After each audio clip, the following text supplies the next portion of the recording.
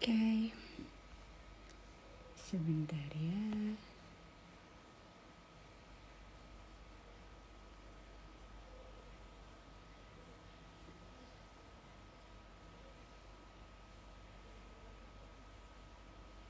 Oke, kita tunggu sebentar. Halo Sobat Finansialku, selamat malam semuanya.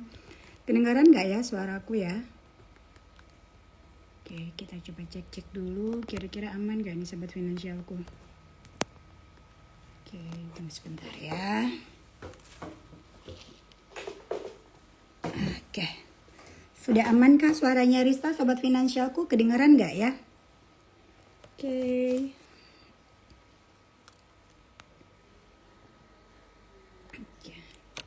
Kita cek-cek sinyal dulu. Hai Sobat Finansialku, selamat malam semuanya. Thank you yang udah selalu ngikutin acara IG Live dari finansialku.com. Dan di bulan September seperti biasa, Selasa dan Kamis kita ada di The Power of Emak-Emak bareng Rista Swestika ya pastinya. Selaku Co-Head Advisory dari finansialku.com. Oke, thank you memetik Jingga. Oke, thank you Mbak Christine. Dan di episode kali ini, Rista kedatangan narasumber yang luar biasa. Kita mau bahas tentang tips menuju digitalisasi dari yang biasa menjadi luar biasa. Dan narasumber Rista malam hari ini, beliau adalah Mas Johannes, selaku founder dari Sir Salon pastinya ya. Jadi buat kamu semua yang udah liatin promonya di feednya, bukan di feed, di storynya finansialku.com dan storynya Rista, bahwa hari ini kita mau bahas tentang tips menuju digitalisasi dari biasa jadi luar biasa. Dan narasumbernya adalah Mas Johannes selaku founder dari Sir Salon pastinya ya. Tapi sebelumnya, sebelum Rista mengundang narasumber malam hari ini, Rista mau mastiin dulu buat sobat finansialku yang baru pada gajian, duit. Jangan lupa untuk diatur dengan menggunakan aplikasi dari finansialku.com yang kamu bisa download di App Store maupun di Google Play Store. Oke, tunggu sebentar ya. Kayaknya kurang naik gitu ya, saya jadi ke bawah gitu ya. Nah, jadi buat kamu semua jangan lupa uangnya diatur sebelum uangnya habis. Jadi cepat-cepat dianggarkan dengan menggunakan aplikasi finansialku.com yang kamu bisa download di App Store maupun di Google Play Store pastinya ya. Oke, Rista mau langsung aja undang narasumber Rista malam hari ini. Tunggu sebentar ya. Beliau dari Sir Salon, Mas Johannes. Tunggu sebentar ya. Oke. Tadi sudah bergabung.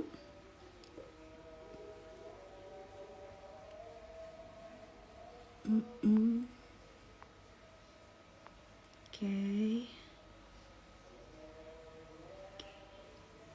Ini sepertinya ada gangguan, aku nggak bisa invite. Dari tim Sir Salon, apakah bisa minta request? Oke, nah ini dia udah ada. Oke.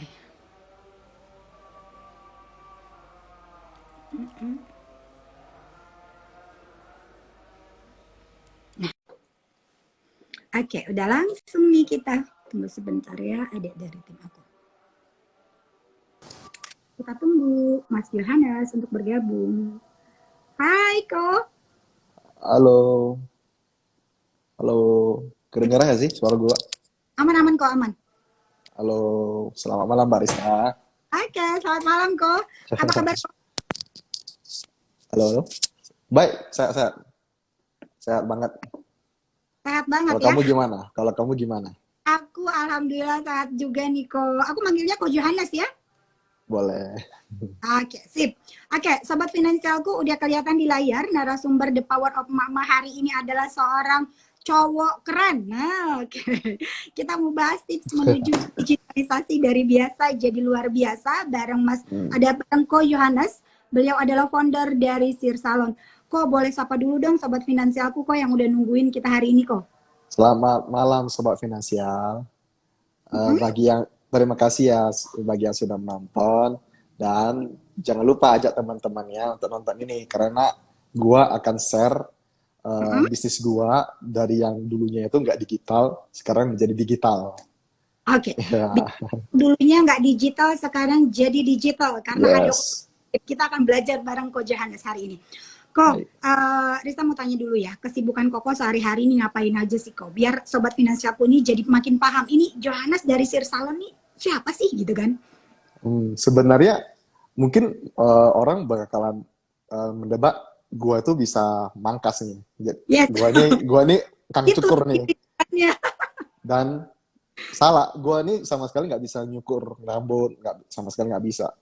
Oke. Ya, paling-paling bisanya botakin aja. Kerjaan gua sehari-hari sih sebenarnya lebih ke managing ya, manage outlet gua, cash flow-nya gua, and then masih ini ya operasionalnya gitu. Hmm. Oke, jadi Koko berarti aku juga salah persepsi aku. Ih, aku nih bakal ngobrol dengan orang yang pinter banget itu buat rambut-rambut orang gitu kan. Tapi ternyata sama sekali nggak bisa pangkas rambut nih, Sa- sobat. hmm, Di balik layar manajemennya. Nah, itu ada di tangan Ko bener. Johaninya. Oke, kok kalau ngomongin kan aku tuh banyak banget nih di tag sama Sir Salon. Kalau boleh tahu, ini bisnis udah dibangun dari kapan dan sekarang udah punya berapa cabang nih kok? Sir Salon ini berdirinya itu dari tahun 2013 Oke. dan sampai sekarang tercatat sudah ada 45 cabang. 45 cabang Ya, dari 2013 sekarang 2021 kok. bener. Ini sering. Dan sebenarnya gue juga bukan cuma ada Sir Salon aja sih. Gue Oke. masih ada bisnis lain juga, tapi barbershop juga sebenarnya. Jadi gue sebenarnya ada 3 brand barbershop. Mm-mm. Setiap brand itu target marketnya itu berbeda. Oke. Jadi brand pertama itu yang gue namain tuh Hairport, Oke. di mana brand tersebut target marketnya itu yang middle low. Oke. Dan Sir Salon ini itu lebih target marketnya itu yang middle. Oke. Sama yang brand ketiga gua tuh namanya Billionaire Habits, yang Mm-mm. memang target marketnya itu yang middle up gitu. Oke. Hmm, Oh, jadi ada 3 dan semua bener, ada marketnya masing-masing gitu ya. Oke, bener. semua market udah diambil sama Sir Salon gitu kan ya. Menengah sama middle up gitu kan ya. Oke. Yes, ya. Tadi kan dibangun dari 2013 sampai di saat ini 2021 udah 45 cabang, kemudian ada 3 brand. Otomatis kalau kita ngomongin sebelum kita ngomongin berubah dari biasa ke digital, aku pengen tahu dulu, perjuangan membangun sebuah bisnis kan itu nggak mudah. Apalagi ngomongin cukur rambut. Berapa sih keuntungannya dari cukur rambut doang gitu kan ya kok? Silakan. Eh, Sebenarnya untungnya itu juga nggak banyak-banyak amat lah. Ya. Cuma di bisnis cukur rambut ini sebenarnya itu repeat. Orang pangkas bulan depannya itu nggak mungkin nggak pangkas kan. Oke, yakin.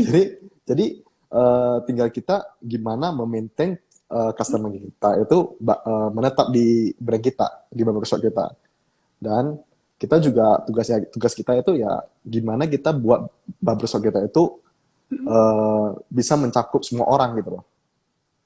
Jadi Oke. ya karena kita juga ada buat eh, pelayanannya itu tetap standar dan kita juga banyak ada ini ya em,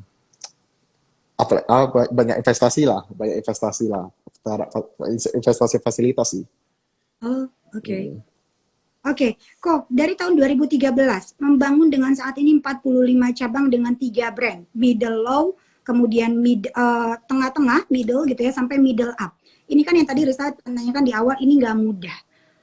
Apakah memang membangunnya dengan seorang diri, atau bareng-bareng sama teman-teman, atau sama keluarga gitu kan ya.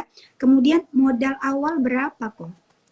Eh, Sebenarnya bisnis gua ada 2 rekan sih, which Oke, mereka sudah nggak di Medan, mereka ada yang satunya itu di Batam, ada yang satunya lagi di Jakarta, oke. tercecer gitu. Dulunya itu kita bertiga dan Hmm, masing-masing juga ada peran masing-masing. Jadi rekan gue yang pertama itu namanya Michael Chandra, yang dimana beliau itu mengatur tentang keuangan. oke. Ya, jadi dan keduanya itu namanya Andre Xie, di mana beliau itu lebih ke ekspansi. Job Oke. desk itu lebih ke ekspansi lah. Mhm. Hmm, jadi uh, bisnis dulunya tuh kita cabang pertamanya di Medan, Oke. dan kebetulan kita udah mempunyai rumah, eh, rumah rekan gua, di mana awalnya itu free sewa, nggak Oke. nggak dicas Yap. sewa lah. Nah, jadi kita pikir-pikir barbershop ini boleh dong kita buka di Medan, di mana waktu pada saat itu di Medan itu belum ada barbershop yang berkonsep. Oh, oke. Jadi identitas identitas barbershop kita itu lebih ke arah retro campur dengan vintage. Oke, retro Mm, dan vintage. Ini mm. menarik. Jadi karena kita itu sukanya gaya-gaya retro, jadi ya investasi kita itu lebih ke kursi sih, kursi Oh, pangkas. Jadi kita cek kursi pangkas yang memang klasik gitu harganya berapa. Ternyata mahal banget.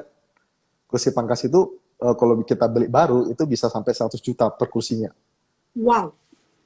Nah, jadi ini jadi nggak mungkin dong kita pada saat itu nggak ada duit gitu loh. Kita Mm, pada saat itu cuma ada duit satu orang 10 juta, oke. satu orang 10 juta untuk inilah tes-tes lah, Mm, iseng-iseng.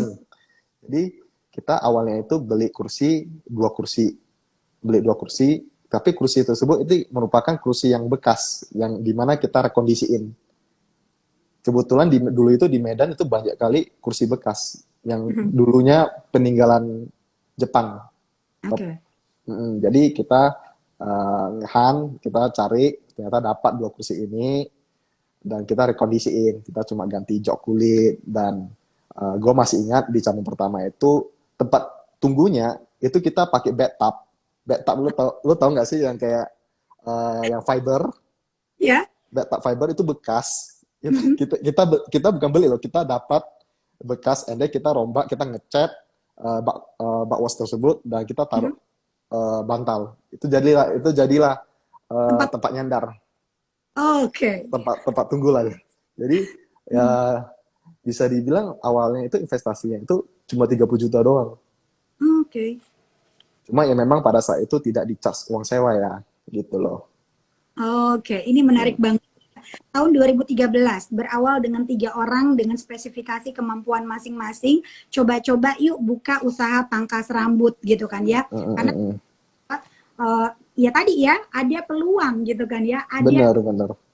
masalah dari orang yang pasti dia pakai potong rambutnya dan solusinya ada di Kojana sama timnya tadi bertiga gitu kan. Hmm. Modalnya 10 juta 10 juta gitu. Kemudian cari yang unik selling point-nya dari awal udah punya keunikan yaitu memadukan retro dengan vintage gitu ya kok ya. Hmm. Kalau kemarin beli satu kursi 100 juta itu kliennya harus bayar berapa potong rambut ya kok? Bener. Gue juga kaget itu, nggak nyangka banget. Oke, dari 30 juta akhirnya buat sesuatu yang unik kok. Pertama kali begitu buka, harga berapa sih biaya potong rambut di Sir Salon ini? 50 ribu. 50.000 tahun Hmm, 2000. 50. 50.000. Iya, 50 ribu. Ini Eh, dan cuma ya dulunya itu kita buat promo pangkas 10, lu pangkas 10 kali gratis sekali. Free oke. sekali pangkas. Oke, pangkas 10 kali, free 1 kali gitu. Wah, Iya, dari awal udah dipikirin banget dengan strategi marketingnya ya kok ya. benar. Oke, kok aku mau tanya lagi, unik.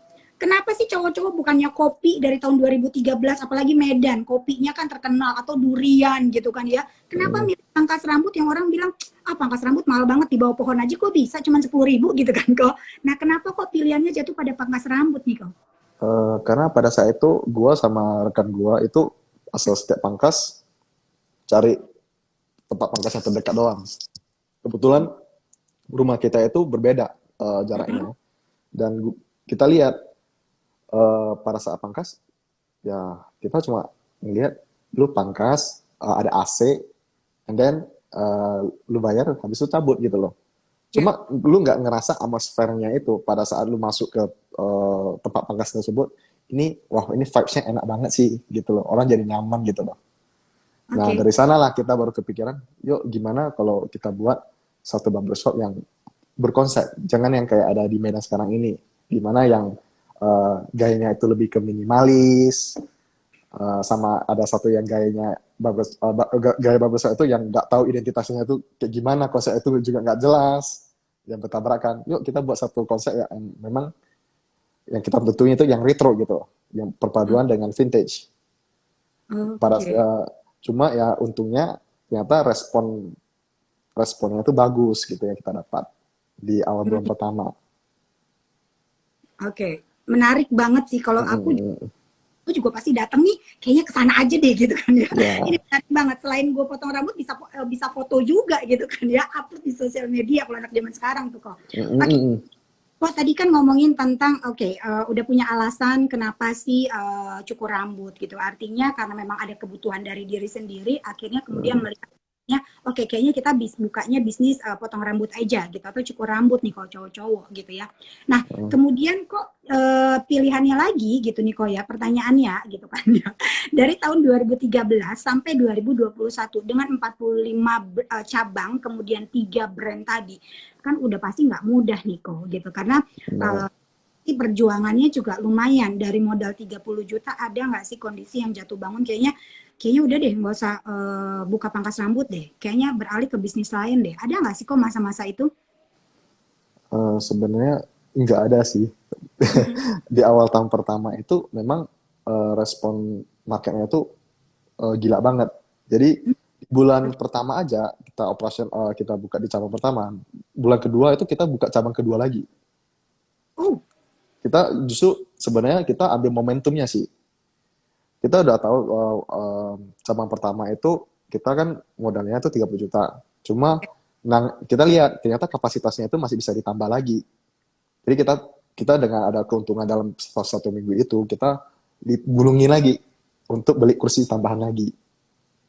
Nah, oke. sampai benar-benar kita lihat satu cabang tersebut sudah tidak bisa menaruh kursi, kita cari yang cabang kedua, kita buka cabang yang kedua. Dan dibuka Ya. di cabang kedua rame juga. Hmm, Di pertengahan bulan aja kita sudah di pertengahan bulan kedua itu kita sudah planning mau buka cabang ketiga lagi. oke. Jadi untuk jatuh bangunnya sih pada saat itu masih belum terasa ya.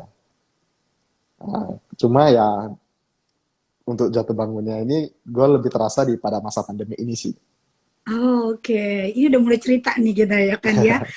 Masa pandemi, bukan hanya tukang cukur rambut aja yang bermasalah gitu ya, hampir semuanya gitu ya kok. Tapi pertanyaan gue lagi nih kok gitu kan ya, dari 45 cabang ini itu tersebar di beberapa kota sih kok sebenarnya. Benar. Berapa kota? Kita ada di Kepulauan Riau, di Mm-mm, Jakarta, mm-mm. sama di Sumatera Utara dan kota-kota kecil juga ada sih. Oke, gue Oke. gak mungkin sebut satu persatu kepanjangan tau. Oh, banyak banget ya saking Banyak, 25 ya finansial tahu langsung aja di browsing gitu kan ya di Instagram Asir Salon gitu kan ya kemudian benar. bisa juga IG-nya Ko Johannes. Oke, Ko, kita masuk ke dalam tema kita hari ini. Tips menuju Hmm. digital dari biasa jadi luar biasa. Aku tadi tanya dulu kan mengenai bagaimana sih Koko sama teman-teman ngebangun Sir Salon ini. Dari tahun 2013 dan saat ini sudah di tahun 2021 punya 45 cabang dengan 3 brand. Udah pasti nggak mudah. Modal awal 30 juta tapi dari awal sudah memiliki strategi marketing yang oke dengan punya unique selling point, kemudian ambil momentumnya gitu. Nah, dengan kondisi COVID-19 tahun 2020, nggak ada yang nyangka COVID masuk ke Indonesia. Berpengaruhnya seberapa besar buat Sir Salon 45 cabang kok? Bisa dibilang omset kita itu jatuh 50%, Wow, terjun ke 50%. Ya. Jadi di mana kita juga harus support pemerintah atau mm-hmm. pemerintah juga ada menganjurkan ke kita bahwasannya untuk tutup selama 3 bulan. Belum Oke. pada saat itu di awal pandemi sih, dalam 3 bulan Mm-hmm. tersebut kita nggak boleh buka. Iya. Ya jadi pada saat itu 3 bulan tersebut ya kita nggak ada income. Nah 45 cabang, nggak ada be- income. bener. Jadi Hmm. kita nggak ada income, cuma kita juga punya stylist sama ini kan kasir-kasir yang butuh ini juga kan, butuh butuh hidup juga kan. Ya. Jadi ya mau nggak mau kita menggali menggali kantong untuk ini membeli mereka sembako Hmm. gitu sih. Terus ditambah itu pada masa PPKM kita juga disuruh tutup sampai kalau nggak salah 3 minggu. Mhm. Jadi ya pada masa PPKM kita juga nggak ada omset. Oke. Bayangin nggak pada saat pada saat pertama kali kita buka di masa pandemi itu omsetnya itu kita lihat jatuh 50%. Hmm. Dan kita tahu virus corona ini juga bukan virus abal-abalan kan. Jadi kita Ya. mau nggak mau investasi lagi ke Hmm. alat-alat yang seperti sterilizer semua, dan kita sekap lagi kan setiap setiap kursi itu ada penyekatan dan Mhm. social distancing. Oke. Semualah kita kita investasiin. Oke. Belum Dan lagi budget. kita juga budgetnya jadi tambah, costingnya jadi double gitu loh. Dimana lagi kita juga tahu pandemi pertama itu banyak lagi customer yang menghiraukan virus corona ini. Oke. Ada customer yang datang nggak mau pakai masker. Hmm. Jadi kita kepikiran lagi, ini kenapa yang nggak mau pakai masker? Apakah masker terlalu mahal ya bagi dia ya? Oke. Kan karena kan target target market kita itu yang middle kan. Jadi Mhm. kalau nggak mau, coba gini deh, setiap pangkas kita kasih lagi masker, Oh, oke. extra cost lagi gitu loh. Hmm. Udah banyak movement yang sudah kita buat gitu loh. Namun ya karena eh, pandemi ini omset kita turun 50%, ditambah lagi costingnya itu jadi double, ya hancur deh. Oke. Oke, ini teman-teman nih dari Medan ini udah followersnya Ko Johannes nih ya gitu kan ya. Kojo keren, ikon Medan gitu ya. Medan ya, dimanapun 45 cabangnya Sir Salon. Ayo dong, nonton lagi dong, ajak terus dong teman-temannya Ayo, untuk live aku sama Ko Johannes malam hari ini ya. Dan jangan lupa kalau sobat finansialku mau bertanya langsung dengan Kojo gitu ya, silakan aja chat di kolom chat ya. Minta tanda tangan dong katanya Jonas Lim. Jangan tanda tangan foto dikirim sama Kojo ya. Oke, minta kok tadi minta email. minta email ya, minta email kirim ke WA kalian gitu atau rekening ya. Oh, ini menarik banget gitu ya. Memang bukan hanya bisnisnya Kojo aja nih gitu kan ya yang terdampak dengan ada si COVID-19. Hampir semua lini bisnis gitu ya, kecuali bisnis makanan dan kesehatan yang mungkin menaik dengan kondisi COVID-19 seperti Bener, ini. bener. Aku tadi ikut prihatin juga pada awal COVID masuk ke Indonesia, kemudian membuat bisnisnya Ko yang 45 cabang tadi gitu kan ya agak dropnya hampir 50%. Kemudian cost-nya juga makin 2 kali lipat gitu kan ya. Ya, Karena juga harus ngikutin protokol kesehatan. Oke. Sebulan, 2 bulan, 3 bulan masih bisa bertahan. Selebihnya ada budget-budget yang artinya kadang dompet sendiri kepake gitu kan ya. bener. Oke, melihat ini dan mengamankan 45 cabang ini, strategi apa yang dilakukan oleh Koja sama teman-teman? Pertama kali kita pivot lah. Kita pivotnya itu di konsep dengan barber home. Jadi Hmm. lo pangkas karena Mhm. kita juga dapat berita kan bahwasannya di barbershop itu mungkin tingkat ketularannya itu bisa tinggi gitu loh. Mhm. Jadi Mhm. kita pivotnya itu pakai konsep barber home, di mana Oke. konsep barber home kita itu juga dilengkapi dengan alat sterilnya. Mhm. Jadi SOP-nya itu kita jualin itu kena gitu loh. Oke. Ya seperti si stylist ini pada saat nyampe di rumah, dia sebelum melayani customer-nya itu dia harus cek suhu dulu, and then di alat-alatnya itu di steril dan baru pakai seragam. Dan Oh, uh, stylist gue juga bakalan ini nge-offerin itu pangkasnya itu jangan di dalam rumah, di halaman. Ya oke. kita sempat pivotnya di sana. Terus jadi outlet yang kita seperti yang di mall itu kan gak boleh buka. Jadi kita stylistnya itu kita buat jadi barber home, pasukan Mhm. barber home, and Mhm. then kita juga ini membuat aplikasi aplikasi online. Tepatnya Oke. sih punya kita juga, dan kita memanfaatkan aplikasi tersebut di mana lu datang pangkas itu cuma cukup datang pada jam datang pada schedule-nya, dan pada saat lu nyampe lu langsung pangkas. Jadi ruang tunggunya itu dinonaktifkan. Oke. Mm-mm. Oke, jadi langsung berubah, ambil strategi, nggak bisa nih orang datang ke toko ke showroomnya kita misalnya gitu ya, ke tempat Mm-mm. ini nggak bisa datang, akhirnya berubah strategi menjadi barber home gitu ya. Cara ordernya ini ngebangun aplikasi sendiri atau gimana nih kok? Cara promosinya nih orang-orang udah pada nanya nih ya, artinya kan karena kita hari ini berubah dari yang biasa jadi digital gitu kan ya. Nah, gimana cara melihat peluang dan memasarkan cukur ini nih kok lewat digital pastinya? Sebenarnya lu sekarang banyak ini ya. Kadang lu bisa outsource yang namanya itu digital marketing. Oke. Dan juga kita juga bisa promosiin konten marketingnya kita itu di media sosial. Oke.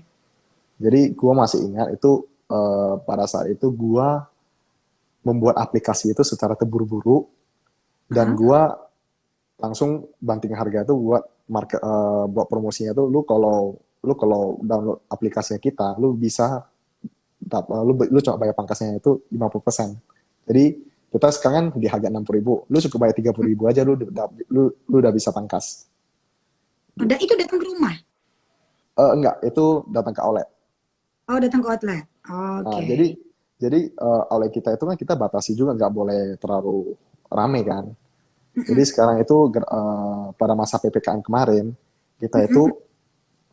kita itu menaktifkan ruang tunggu.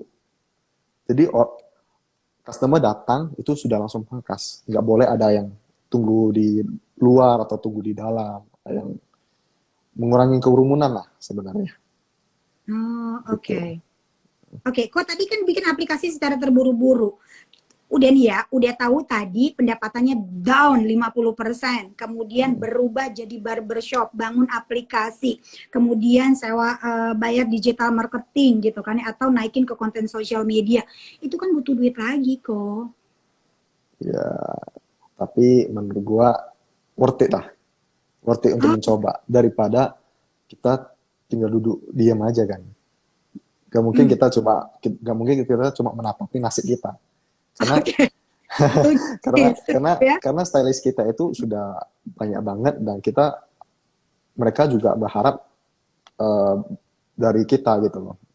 Berharap Oke. dari barbershopnya kita. Kalau mereka hari ini nggak kerja, mereka berarti tidak ada income. Gimana perusahaan menggaji ke mereka? Anak istri mereka mau makan apa kan?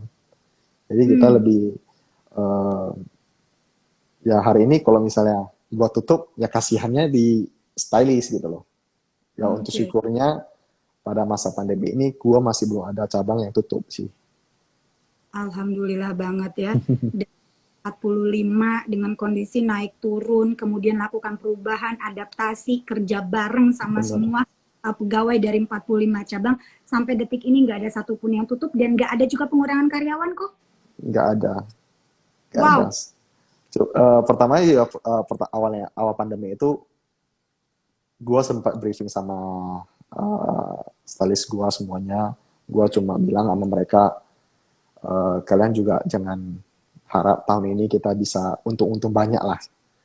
Oke. At least di pandemi ini kita sudah menganalisa, ternyata omset kita itu turun 50%. Jadi Oke. gua bilang sama mereka bahwasanya at least tahun ini kita bertahan aja. Kita kalau bertahan itu sudah cukup. Mhm. Jangan cari untung dulu, bertahan saja sudah cukup. Jadi mereka juga memahami kondisinya pandemi ini. Jadi ya Mhm. mereka juga mendukung gua. Oke. Jadi memang harus dikomunikasikan juga kepada semua Bener, cabang, teman-teman stylist segala macam gitu ya, lebih baik jangan berpikir untuk cuan dulu tuh sobat finansialku ya, apalagi dengan bisnis. Untuk cash flow-nya muter aja dulu setiap bulan aja tuh udah alhamdulillah banget gitu ya. Dan kalau misalnya naik itu udah bonus gitu kok ya dengan kondisi saat ini ya. Oke, kalau kita menarik sekali tips menuju digital. Ini kan kita memang terpaksa untuk beralih ke digital gitu ya. Ada nggak sih kesulitan-kesulitan yang Kokoh hadapin gitu ya di 45 cabang ini dengan menggunakan digital itu sendiri kok? sebenarnya kesulitannya itu mengedukasi customer sih. Karena customer kita itu eh, ada apa? ada usianya lebih tua kan. Mungkin customer kita itu ada yang di atas usia 50 tahun. Dan Oke. kebanyakan bapak-bapak itu Pasti nggak ngerti nggak digital gitu maksudnya nggak kan kok. dia nggak ngerti. Kita suruh dia untuk eh, coba pakai smartphone, download aplikasi kita, download lah dan schedule lah dari kalau mau pangkas schedule lah dari sana. Ya ada yang sampai nggak terima, mendingan ini ya sombong banget sih lo kalau mau pangkas gitu. Jadi ya Oke. kesulitannya sih lebih ke di sana sih menurut gua, mengedukasi customer. Karena Mhm. nggak semua customer paham dengan teknologi sama digital kan. Oke, oke, I see. Aku setuju itu gitu bahwa memang masyarakat kita itu memang dipaksa untuk digital tapi manusianya sendiri belum siap 100% untuk go to digital gitu ya. Jadi edukasi Bener, memang harus pelan-pelan gitu ya. Kok apalagi kalau ya. misalnya udah kita ngomongin generasi baby boomer ya kok ya gitu kan. Yang buat nelpon gitu. Makanya Iya, asumsi-asumsi bahwa aduh kok ribet banget sih mau potong rambut aja. Udah deh, gue potong rambut di dekat rumah gue aja deh gitu. Nggak bener. ribet-ribet gitu ya. Nah, tapi dengan seperti itu kan nggak bisa nggak membuat Koko and tim gitu kan ya jadi putus asa. Dan setelah beralih ke digital, omset udah mulai naik belum kok? Alhamdulillah sudah kembali normal. Alhamdulillah udah kembali normal. 100% Ya, semua 5 cabang? semua Wow. semua sudah kembali Wah, normal. wow, keren Thanks, banget. jujur aja digital ini membantu banget sih usaha gua, jujur aja. Mhm. Jujur ya, jujur banget ini digital itu memang ngegebrak banget ya. Jadi buat sobat Banget. finansialku saat ini kamu masih bisnisnya berkeluh kesah aja gitu ya dan menyalahkan COVID gitu kan atau lagi menggerutu pemerintah telat bla bla bla bla gitu ya.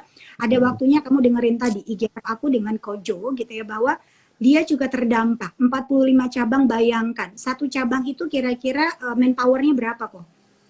Eh, Lebih kurang 7 orang sih. 7 orang kali 45. Teman-teman sobat finansialku bayangin gimana caranya Kohandes mikirin gitu kan ya. 7 orang yang ada di cabang 45 cabang tadi. Kebayang nggak gimana caranya itu nggak berkurang karyawannya, kemudian masih nggak tutup juga dan alhamdulillah saat ini dengan melakukan perubahan adaptasi gitu kan ya akhirnya balik lagi ke posisi 100%. Memang nggak mudah teman-teman gitu. Ada pengorbanannya juga. Tapi kalau misalnya teman-teman Benar-benar. berubah ya repot nanti gitu ya, betul nggak sih kok? Betul banget, setuju, setuju. Oke, buat sobat finansialku yang mau tanya langsung dengan Ko Johannes silakan aja langsung chat di kolom chat dan jangan lupa juga nanti kita waktunya hanya 1 jam. Kalau ada pertanyaan yang nggak bisa dijawab sama Ko Johannes karena waktunya, langsung aja follow IG-nya beliau dan bisa langsung kunjungin Sheer Salon gitu kan ya. Nanti kamu bisa lihat di 45 kotanya itu ada di mana aja tuh 45 cabangnya ya.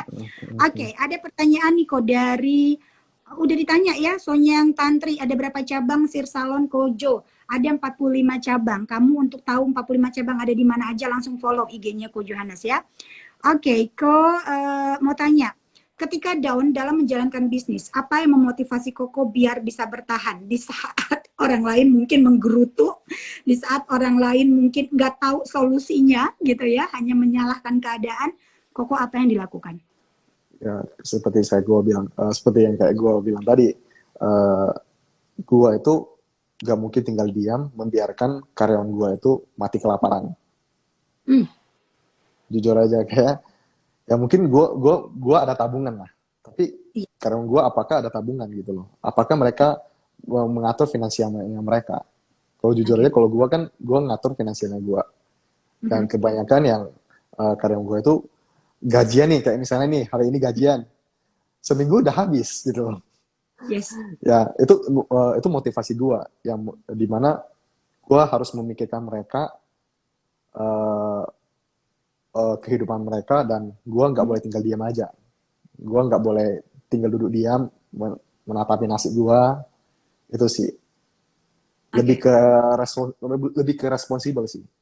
Oke. Motivasi terbesar adalah gimana caranya orang yang bekerja dengan kita itu tidak kekurangan. Benar.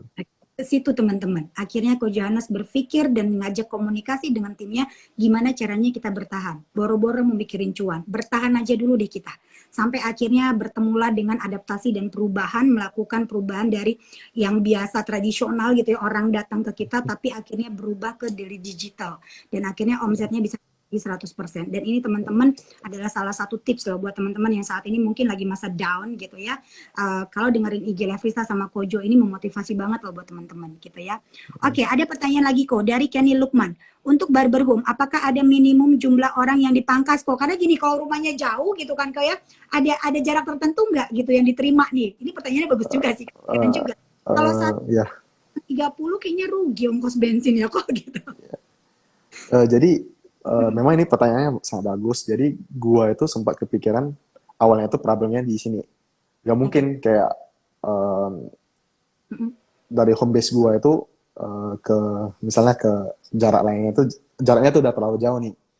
Jadi gua tuh mendefinisikan membagi pasukan barber home gua tuh berdasarkan alamat tinggal mereka. Oke. Jadi gua bagiin yang bagian utara siapa yang in charge. Misalnya ada 5 orang yang in charge. Bagian selatan 5 orang yang in charge. Jadi gue membagikan stylist gue itu per daerah mereka tinggal. Jadi ya nggak ada minimum sih. Jadi yang penting lu customer pesan barber home, gue ready. Oke, tidak ada minimum ya, tidak ada minimum customer harus berapa kepala atau berapa orang gitu kan ya. Nggak ada. Tapi ternyata strateginya adalah, iya tadi kepikiran kalau misalnya rumahnya di ujung timur gitu ya, satunya di selatan kan uangnya habis juga. Ya, bensinnya habis ya. Gitu kan ya. Tapi ternyata udah disesuaikan dengan alamat atau tempat tinggal si stylist masing-masing gitu ya. Benar. Jadi salah satu untuk meminimalisir ongkos berat di ongkos tadi gitu, tapi kita masih bisa dapetin return gitulah, istilahnya dapat keuntungan gitu ya. Oke, ini keren. Oke, kepikiran ya kok ya. Aku juga nggak kepikiran tuh ya menempatin sesuai dengan alamat ya. Jangan-jangan sobat finansial aku juga nggak kepikiran. Oke, ini ada pertanyaan lagi.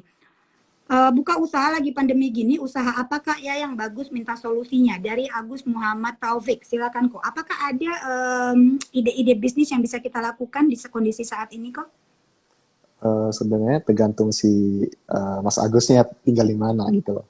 Karena ya gue misalnya gue hari ini lah bilang tempat di daerah gue jualan durian ini untung nih. Gak tentu dong di tempat dia itu jualan durian itu laku kan. Yes. Ya, sebenarnya dia harus si Mas Agus ini harus melihat kondisinya di kota tersebut, apakah ada peluang. Maksudnya lebih tepatnya identify dulu kebutuhan daerahnya tempat Mas Agus ini kayak gimana. Oh ternyata misalnya lebih cocoknya ini usaha ini, ya udah jalanin aja. Yang penting seketika mau memikirkan untuk membuka usaha, lebih baik menganalisa dulu. Oke. Jadi menganalisa, and then barulah memikirkan mekanismenya usaha tersebut kayak gimana, dan selanjutnya cara marketingnya itu kayak gimana. Itu sih. Jadi sebenarnya semua usaha itu bisa jalan sih. Gue percaya sih. Oke, aku juga setuju tuh kok. Semua usaha itu bisa jalan. Yang mesti dilakukan tadi Mas Agus adalah tadi ya, kalau misalnya Ko Johannes mikir, lu usaha durian aja gitu ya. Di Medan iya laku durian. Gitu ya. Jadi salah satu kita coba dianalisa dulu di daerahnya Mas Agus, terdekatnya Mas Agus itu apa sih yang dibutuhin masyarakatnya gitu. Siapa tahu ternyata ada masalah yang sebenarnya solusinya bisa dibuat oleh Mas Agus gitu kan ya. Jadi dianalisa dulu, baru dibuat strategi marketingnya, kemudian diperhitungkan. Jadi bisnis itu bukannya hanya mulai dulu aja gitu ya, tapi juga memang harus dipikirkan dulu strategi segala macam secara matang gitu kan ya. Jadi memang harus identify itu betul banget kata Kojo ya. Oke. Dari Sonya, semoga membantu ya Mas Agus ya.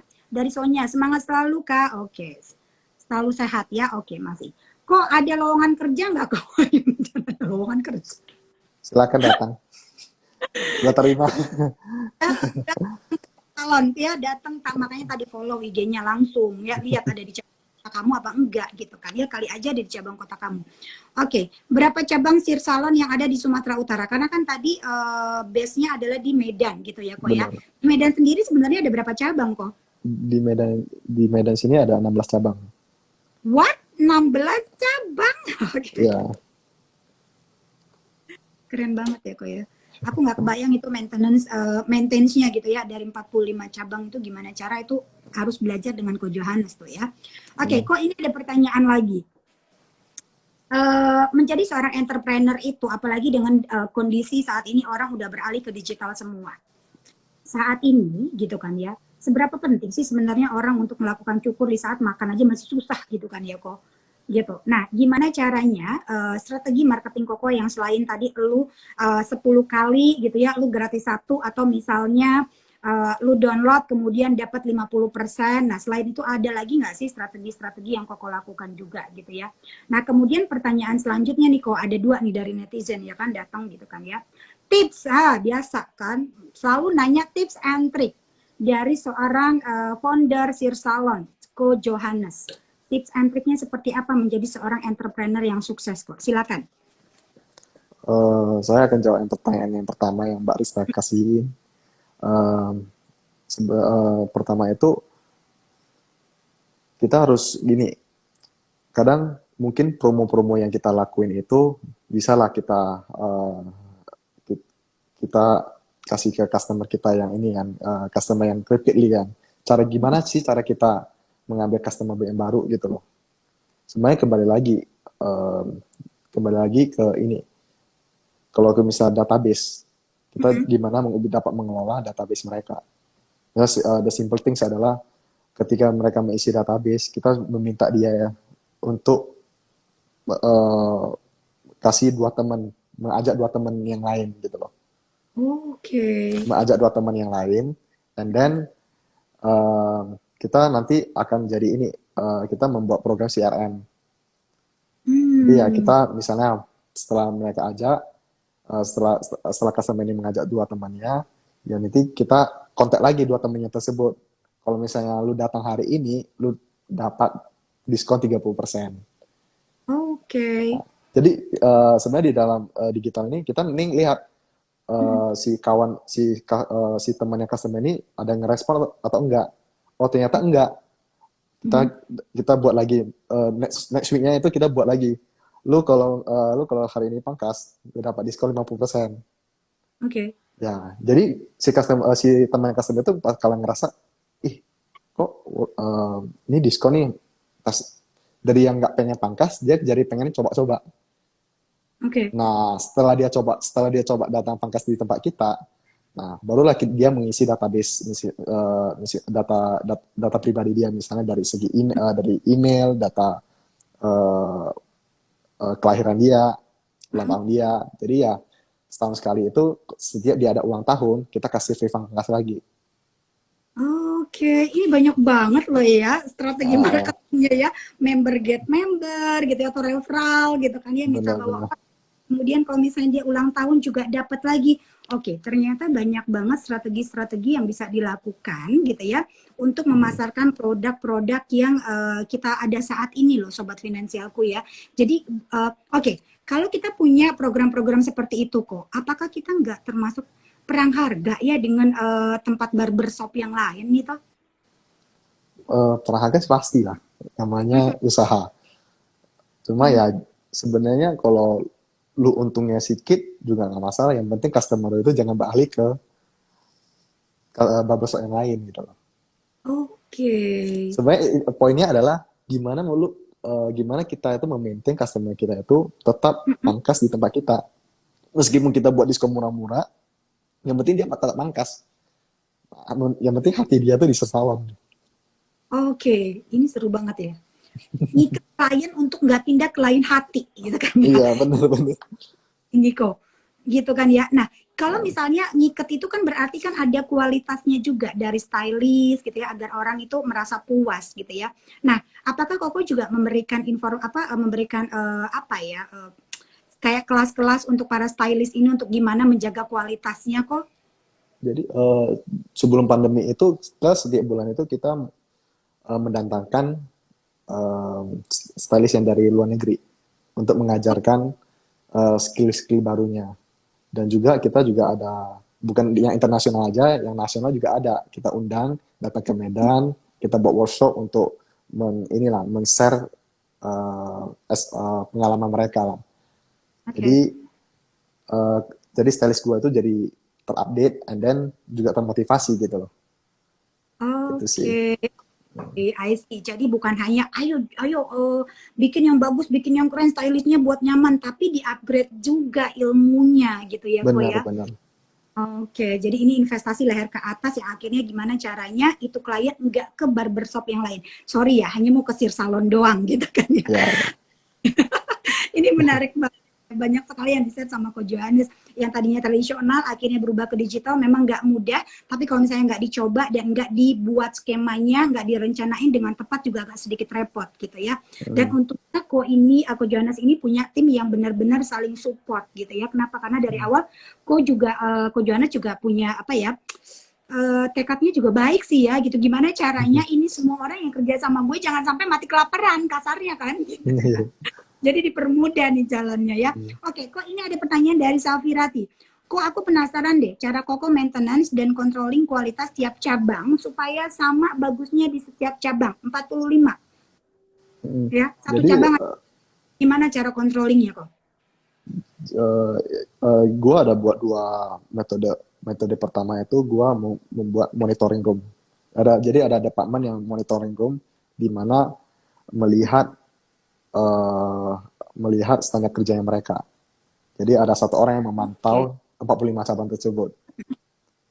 Misalnya, kalau misalnya tim gua, departemen gue itu ada kelalaian, bisa juga dengan metode yang kedua, yang dimana kalau customer itu ngerasa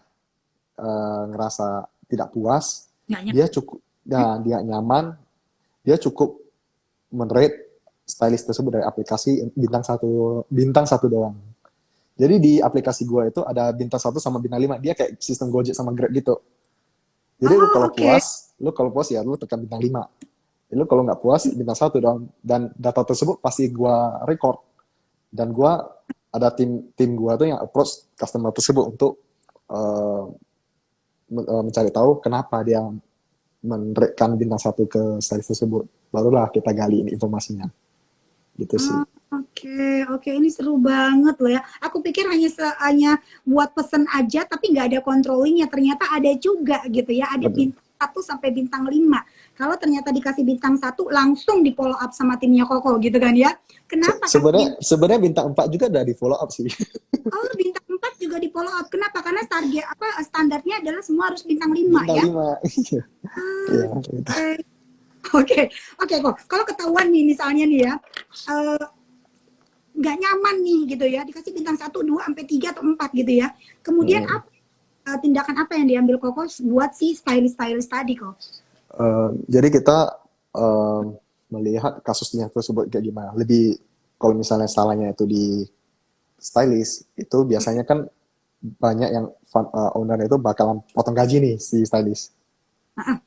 Yes. Jadi gue itu nggak mau memotong gaji mereka, tapi lebih ke ini, gimana kalau misalnya customer tersebut gue kasih dia ada voucher untuk datang lagi, tapi pangkasnya itu sama kamu gitu loh, pangkasnya sama si stylist tersebut. Oke. Jadi ya kalau misalnya customer tersebut sudah dapat voucher dengan stylist yang kemarin yang dia komplain, nantilah mereka ketemu minta maaf dulu. Si stylist ini bakal minta maaf dulu, mohon maaf bahwasannya dia sudah mengecewakan customer. Nah dari sana lah baru mereka membuat komunikasi lah gimana untuk dapat inilah chemistry-nya gitu loh. Oke. Jadi benar-benar ini bukan hanya ngomongin tentang bisnis, omset, tapi juga membangun kekeluargaan ya kok ya. Iya. Oke, aku sangat loh ini. Aku pikir kan biasanya tuh kalau misalnya banyak lah ya, bukan di sini gitu kan ya, di luar sana gitu. Ketika stylistnya melakukan kesalahan, udah langsung kena SP atau misalnya potong gaji lah gitu ya, karena kerugian lah gitu. Tapi ternyata di controllingnya di Sir Salon itu nggak begitu gitu ya kok ya. Malah si customernya yang merasa tidak puas tadi dikasih lagi diskon, dipertemukan, dikasih free cut, dikasih free cut. Oke, dikasih free cut. Free cut langsung.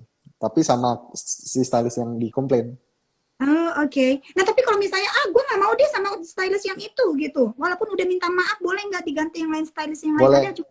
Boleh kita ganti yang lain, tapi nanti pada saat kan itu kan kita sudah online ya, jadi pada saat dia reservasi pun kita bakal tahu dia sama siapa, sama kawan yang lainnya. Misal katakannya dia sama kawan yang sebelahnya kan. Nah, Oke. nanti kita akan informasikan kepada stylist tersebut yang dikomplain untuk meminta maaf secara langsung kepada customer-nya. Oh, oke. Pokoknya gimana caranya adalah pertama sebelum itu diobrak-ambrik lagi rambutnya gitu ya. Minta Iya, maaf. benar. Oke. Ini Karena seru kan banget. kita tuh bisnisnya di jasa ya. Jadi service kita itu yang harus diandalin sih. Yes, setuju. Aku juga setuju. Kalau untuk jasa itu memang apa ya, servis kita tuh memang utama. Karena begitu servis itu Mm-mm. kan, maka mulut pelanggan ini bisa kemana-mana dan itu bisa mematikan pasar. Bener, bener. Oke. Oke, kok tipsnya menjadi seorang entrepreneur sukses khususnya di bidang barbershop ini karena sudah pasti kan ngomongin barbershop itu banyak sekali saingannya. Tapi Koko udah dari awal sudah membuat unique selling point sendiri dengan bergaya retro dan vintage gitu ya. Nah, selain itu gimana kok tipsnya? Selain beralih ke digital gitu ya. Ada nggak sih tips-tips lain yang memang harus kita miliki sebelum kita memutuskan untuk gitu ya menjadi seorang entrepreneur khususnya di bidang barbershop ini kok? Sebenarnya lebih nentuin bisnis modelnya itu kayak gimana dulu. Oke. Jadi misalnya kayak gua udah tahu nih bisnis modelnya gua tuh barbershop. Oke. Nah, uh, gue masih ingat dulunya tuh pada saat gua sama rekan gua tuh buka bisnis barbershop itu masih yang memang semua manually, yang masih Oke. papernya tuh banyak banget, paperwork itu banyak banget. Jadi sekarang itu kan Ya. uh, even yang orang misal tamu tamu datang itu kita catat namanya, catat nomor HP-nya, masih inilah banyak paperwork-nya lah. Jadi gua pada saat itu ngelihat apakah barbershop ini bisa kita buat jadi ini ya, jadi lebih digitalisasi lah, jadi lebih more paperless, more effortless. Oke. Uh, jadi uh, jadi yang kayak gua tadi bilang, bisnis modelnya lu tentuin dulu, terus cara gimana, and then cara gimana lu memasarkan Oke. bisnis lu ini. Tapi sebelumnya, gua harus ini sih. Dulunya itu kan Sersalon ini belum ada ini ya, identitas yang strong gitu loh. Awalnya itu kita nggak ada visi dan misi. Dan misi mau kemana nih Ah, pokoknya cukup aja gitu ya. ya, jadi serabutan itu jadinya. Jadi bisnis gue itu awalnya itu pertama jalan, udah dapat respon positif, buka lagi. Ternyata sudah banyak cabang, kok jadinya kita kehilangan arah ya. Oh, Nah, oke. lebih kita itu nentuin dulu bisnis modelnya itu kayak gimana, terus bisnis brand lo itu visinya apa, misinya apa. Jadi semua karyawan itu bisa mengikuti visi dan misinya perusahaan tersebut. Jadi nggak ada yang lari lagi dari Pak. Itu sih. Hmm. Oke, oke. Jadi Sobat Finansialku ini menarik banget loh. Visi misi itu bukan hanya untuk perusahaan-perusahaan atau brand-brand besar gitu ya. Baru Bener. punya visi dan misi gitu kan ya. Ini menarik. Dan aku baru dengar itu ada barbershop punya visi dan misi itu dari Ko Johannes loh ya. Banyak Sama sekali. core value juga penting sih. Apa tuh kok? Core value juga penting. Core Core value-nya value-nya. perusahaan. Oke. Itu penting juga. Jadi memang kan perusahaan ini kayak kita lah sebenarnya kan bisa digolong UMKM kan. Mana sih yang kepikiran visi dan misi? Yang penting gue usaha, laku, udah jalan gitu loh. Ya. Laku lagi buka cabang. Ternyata lu kalau makin banyak cabang itu lebih susah diaturin seperti yang gue bilang itu. Ya. Lu ada 45 satu cabang ada 7 orang, lu kali 45 orang. Gimana lu mengatur mereka? Gitu. Jadi pada saat mereka melamar kerja, mereka sudah diterima, harus kasih lihat visi dan misi perusahaan dan core value perusahaan. Jadi mereka ngerti, oh ternyata perusahaan ini maunya ke arah sini. Jadi mereka setuju atau enggak? Oh, kalau mereka setuju, berarti barenglah kita jalan dengan arah yang sama gitu. Oke.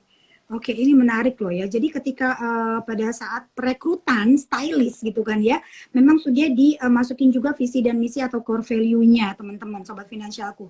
Jadi kalau misalnya ternyata nggak sesuai dengan mereka, itu udah langsung eliminasinya di awal gitu kan ya. Iya. Jadi lagi bentrok-bentrok di dalam gitu. Jadi udah dieliminasi dari awal. Kalau misalnya memang sesuai dengan visi dan misinya atau core value-nya, lanjut kerja di Shape Salon. Kalau enggak, ya out aja gitu ya, jangan nyusahin gitu.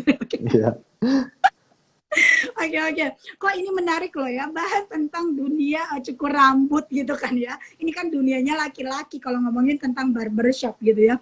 Jarang sekali kita ngangkat tentang barbershop, dan ternyata aku dapat kesempatan IG live langsung dengan Ko Johannes ya. Founder dari Sir Salon, punya 45 cabang yang ada di beberapa kota pastinya, dan di Medan sendiri itu ada 16 cabang. Wow, itu luar biasa banget sih menurut aku gitu kan ya. Padahal bisnisnya cukur rambut gitu ya, tapi bisa punya 5 cabang kan gitu kan ya, kasarnya gitu kan kok. Dibangun dari 2013 sampai ini bertahan di tahun 2021. Emang banyak jatuh bangunnya juga Sobat Finansialku, karena nggak ada kesuksesan itu yang instan gitu ya.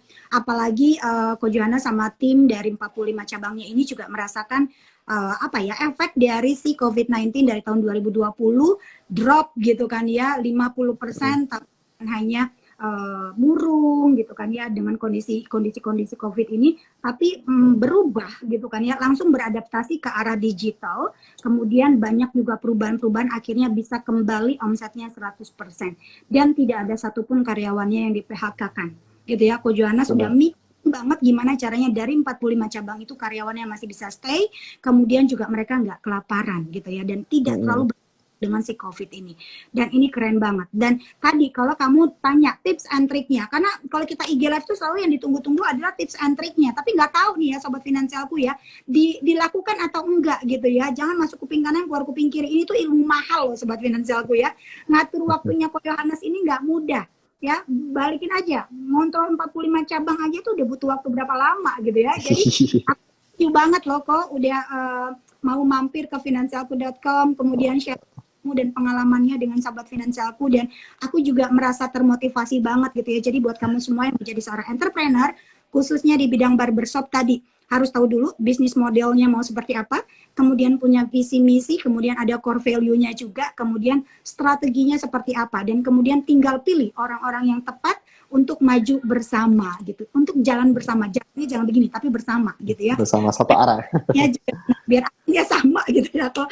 Oke, kok ini menarik banget ya, tapi nggak kerasa kita udah 1 jam juga ngebahas tentang dunia barbershop ini, bisnisnya seperti apa. Kita kulik tuntas dari pelaku bisnisnya nih Sobat Finansialku ya. Oke, kok ada yang mau disampaikan buat Sobat Finansialku, kok silakan. Untuk Sobat Finansialku, terima kasih juga sudah nonton. Tetap ingat, kalau mau mulai usaha juga harus ini, finansialnya itu harus dilihat dulu, jangan modal pas-pasan. Jadi aturin dulu budgetnya, diaturin dulu budgetnya. Kalau bisa dengan budget yang lebih, jangan pas-pasan. Jadi kalau misalnya situasinya tidak mendukung, ya masih ada devisa cadangan gitu loh. Oke. Ingatin sama artinya pada saat memulai bisnis jangan dengan modal yang pas-pasan, harus dihitung dulu gitu ya. Kalau bisa dana cadangan, karena membangun bisnis itu tidak semudah membalikan telapak tangan Sobat Finansialku ya. Ada jatuh bangunnya, sebulan 2 bulan belum tentu bisa mengembalikan modal, apalagi untungan. Jadi harus dihitung, dianggarin. Nah, buat kamu semua yang mau nganggarin keuangan kamu, bisa gunakan aplikasinya finansialku.com yang kamu bisa download di App Store maupun di Google Play Store. Ditabung-tabung duitnya buat modal buka barbershop. Betul nggak kok? Bener. Nanti kalau sudah buka barbershop bisa barengan ini kolaborasi. Yes, benar. Bisa kok, bisa kolaborasi. Johannes ya. Oke, buat Sobat Finansialku, thank you banget yang udah ngikutin IG Live Rista bareng Kojo dari foundernya Sir Salon. Rista juga ngucapin terima kasih buat Kojo sama tim Sir Salon. Semoga sukses.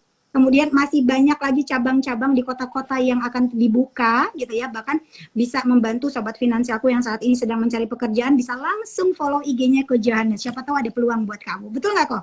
Betul. Terima kasih Mbak Rista sudah undang gue di finansialku.com. Oke, thank you waktunya Ko Johannes, dan thank you juga buat Sobat Finansialku yang udah selalu ngikutin The Power of Mama. The Power of Mama itu bukan hanya menampilkan narasumber yang cewek-cewek aja, tapi cowok-cowok keren dan hebat juga Rista tampilin di The Power of Mama. Biar kamu nggak rasa bahwa hidup kamu suram banget, karena banyak sekali ilmu yang bisa kamu dapatkan. Artinya kalau saat ini nggak punya uang buat berinvestasi, investasi aja dulu, leher ke atas. Tambah ilmunya, kemudian nanti lihat peluangnya, ketika ada duitnya direncanakan, buka deh bisnisnya. Oke, thank you ke waktunya. Terima kasih. Thank you. Lalu selamat malam. Selamat malam.